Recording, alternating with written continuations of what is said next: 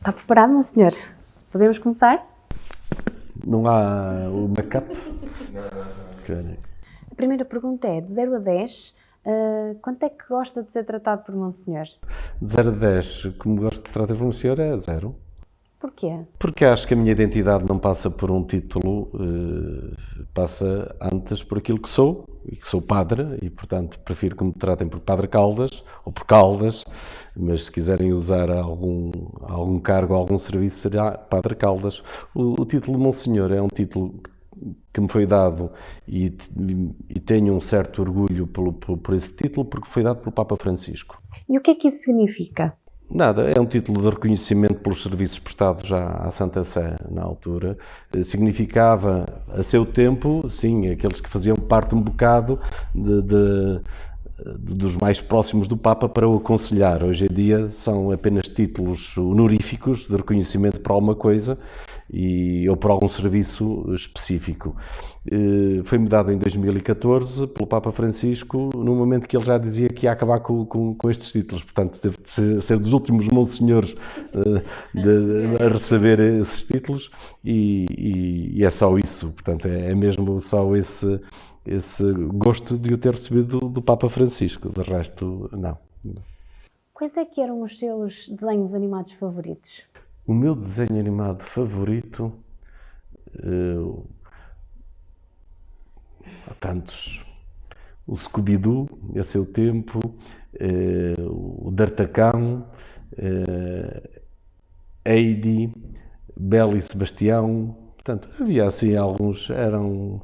Tem pena que esses desenhos animados, de certa forma, se tenham perdido no tempo? Não sei, eu desconheço por completo quais são os desenhos animados agora. Vejo quando consigo algum noticiário, que acho demasiado longos. Os telejornais então são chatos. Mas dá para selecionar, hoje em dia a gente pode puxar para trás e para a frente. Vejo quando consigo um jogo de futebol, também que me agrada, e se consigo ao domingo à noite vejo algum filme, de resto. Falou de futebol. Podemos saber qual é o seu clube de coração? O meu clube de coração é o Sporting Clube de Braga, em virtude de ter vivido em Braga e ter sido sócio do Braga. Sou um sócio sem as cotas em dia e por isso o meu clube é o Braga. Depois gosto dos clubes do Norte, claro. Sem especificar as cores, mas gosto das cores do Norte. Esteve em Roma há vários anos. Quais foram os seus erros de principiante nos primeiros tempos na cidade? Primeiro, não saber falar italiano. Depois,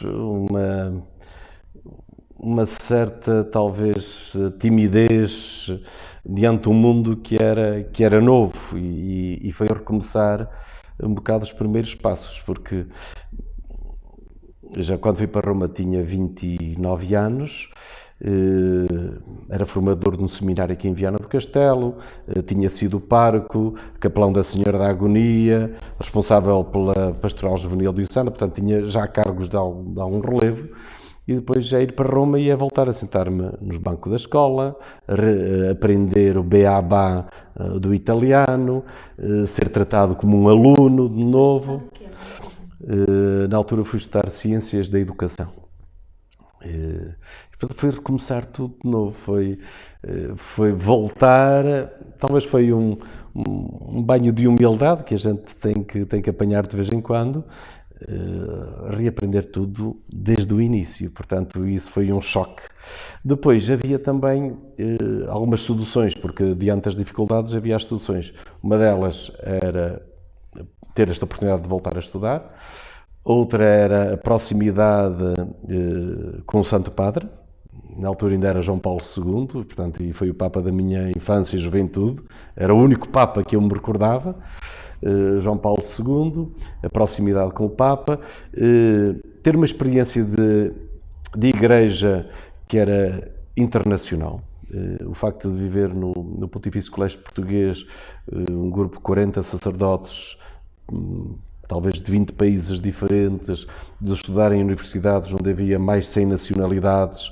Portanto, isto também a nível de experiência cultural e eclesial extraordinário. E depois estar em Roma. Roma é um museu a céu aberto e que permite também depois muitas descobertas e também é um banho cultural. E que recordações é que tem desse tempo?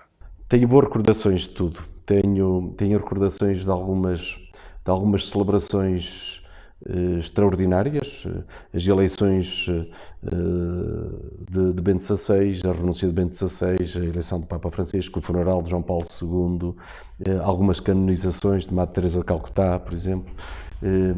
Portanto, as grandes celebrações na Basílica são extraordinárias.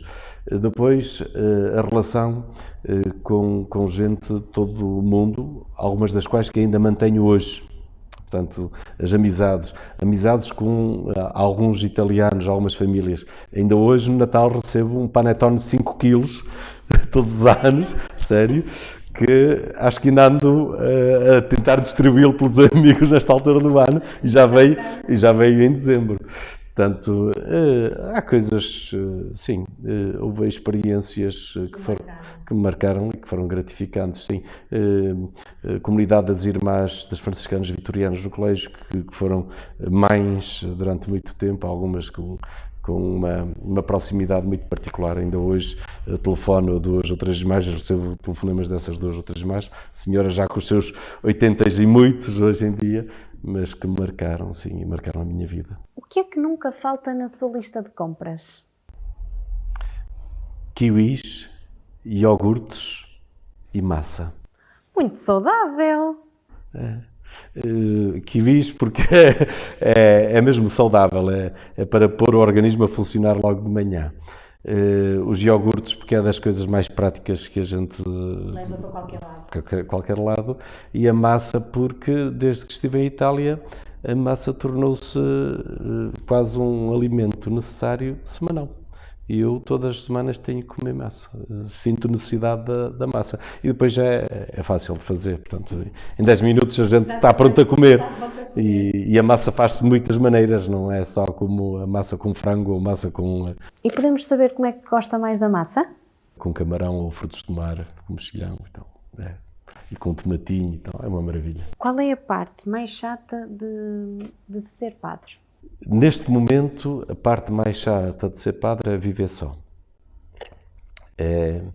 Creio que eu tive a felicidade, durante a maior parte da minha vida, até que regressei a Portugal em 2018, de viver sempre ou em família ou em comunidades, seja de seminário ou comunidades sacerdotais. E tal modo que nunca vivi a dificuldade de viver sozinho. Quando vinha de férias estava sozinho, mas também era uma libertação e era um ritmo diferente. Neste momento, creio que aquilo que mais dificulta o ser padre é um bocado a solidão. O chegar ao fim do dia não ter com quem partilhar, o não ter com quem partilhar até uma refeição, o não poder desabafar algum momento, não ter com quem partilhar talvez uma alegria. Vivo muito do telemóvel. Por causa até das partilhas, de comunicar, de dizer, se eu quiser mandar alguém a algum lado, tenho que telefonar a alguém, porque mesmo partilhar é isso. E depois é uma vida quase de ermita, no dia-a-dia, mas depois na relação, claro, muito próxima. E que caminho é que é preciso fazer para combater essa solidão? É a escolha de outras pessoas que queiram viver em conjunto, queiram partilhar o seu ministério sacerdotal de outra maneira. Creio que as unidades pastorais de hoje para amanhã poderão ajudar. Agora não se pode impor, isto não é algo que nasça de dizer assim, vocês vão viver juntos. Não, porque as pessoas, há gente que tem o dom de viver juntos e há outros que têm talvez uma autonomia, uma independência que querem preservar e por isso torna-se mais difícil. Agora, o facto de se viver em comunidade não quer dizer que tenha que ter uma vida comunidade conventual, não é? Sim. Mas pelo menos a gente... Há momentos de partilha, momentos até de oração, momentos de refeição, momentos até de convívio, de lazer, em conjunto. Acho que isso só favoreceria o meu sacerdócio neste momento. Alguma vez teve que conter o riso na confissão? nunca resisti, quando tenho que rir, rio. Seja na confissão, seja no outro lado. Por acaso, as pessoas que me conhecem dizem que eu rio muito alto e que tinha umas gargalhadas que se ouvem em qualquer lado. E até os meus pais dizem, pá, ri mais baixo, cuidado. Mas faz parte. E numa confissão, se houver ocasião para rir, também me rio, numa confissão. E a pessoa, como é que reage? Provavelmente ri-se comigo. Não é? Assim é mais saudável, conheço os dois. Não é? Sim. Não me rio da pessoa. Sim, não é? Rio-me sim de uma situação, de alguma partilha que possa ser engraçada. Então, sim, rimo-nos. Mais do que me rir sozinho, rimo-nos. E rio-me muito de mim próprio, das coisas também, de alguma estupidez, de alguns erros. Lembra-se de algumas estupidez que posso partilhar? Agora, a primeira que me veio à mente. Sim, eu rio-me. Quando estava aqui no seminário em Viana, já há muitos anos, fui vigário paroquial da Corrilhá, Ponte de Lima. E depois a paróquia achou por bem oferecer-me uma bicicleta, porque eu gostava de ciclismo. Bicicleta que era a bicicleta da Ana Barros, que era de Santa Marta, que foi campeã nacional de ciclismo, e ofereceram-me uma bicicleta que era dela. Eu, com uma bicicleta tão profissional, achei que devia ter também a indumentária adequada. E, portanto, fui ao Lavarinhas, comprei tudo aquilo que precisava, e os sapatos eram de encaixe, não era pé solto. E eu, pela primeira vez, disse, vou conseguir. E vou subir até Santa Luzia, e quando passo em frente às irmãs franciscanas hospitaleiras, a irmã Margarida, reconheceu-me, mandou-me parar, e eu travei e os pés não saíram, e eu, pimba, caí, e portanto, ela queria me soltar e eu só me ria. E eu não conseguia sair da bicicleta, no meio da estrada, portanto, foi uma ocasião de rir de mim próprio, da minha vaidade, que ficou toda espalhada no chão naquele dia. Nada, não. Ficou intacta, continuei, depois habituei-me e depois conseguia desencaixar. É o jeitinho que me faltava na altura. Primeiro encostava-me aos muros, depois já sabia desencaixar os pés. Portanto, ficou a vaidade e tudo aquilo que eu sou ficou ali naquele chão, aquele dia, e ri-me de mim próprio. E a irmã que ficou muito preocupada que eu não me conseguia levantar. Para terminar, porquê é que Deus não dorme? Deus dorme. Dorme? Dorme porque Deus sonha, e para sonhar é preciso dormir. E Deus também, pelo menos diz o Gênesis, que no sétimo dia descansou. Portanto, pode dormir de olhos abertos e atentos e com o coração vigilante. Mas Deus sonha, e sonha muito para nós, e sonha para a humanidade, sonha para todo o universo. Portanto, do caos Ele fez o cosmos, a harmonia, a beleza, a verdade, a bondade, a alegria. E, portanto, creio que isso precisa de, algumas vezes, dormir com o coração vigilante, olhos abertos e atentos, mas a sonhar sempre um futuro novo para cada um de nós. Muito bem. Obrigada. De nada.